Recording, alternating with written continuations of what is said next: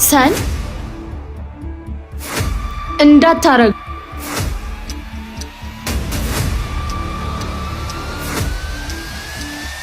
ምን ልትሰሪ መጣሽ?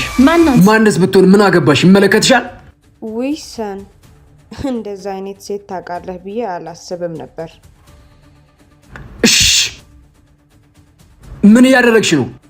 እና ቁሜ ላጨብጭብ? አሁን የራሴን ህይወት ጀምሬያለሁ።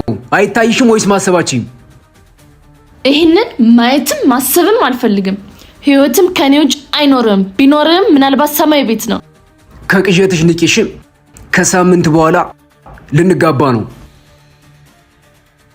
አረ እሱን እንዳታስበው። የሰርጋችሁም የመቃብራችሁም ቀን አንድ ላይ ነው የሚሆነው።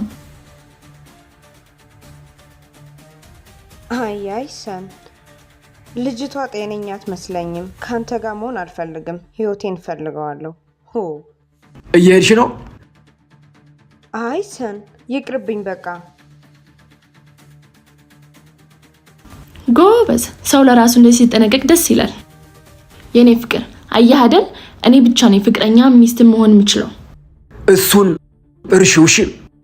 ሰማይና ምድር ቢገናኝ እንኳን እኔና አንቺ አብረን መሆን አንችልም።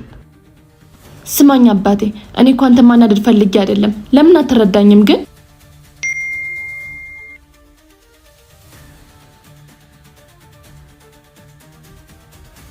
ስሚ ቶሎ በይ፣ በዚህ አካውንት ብሬን አስገቢልኝ። ሚስተር ሰን ነው የተውኩልሽ። ይሄ ምንድን ነው?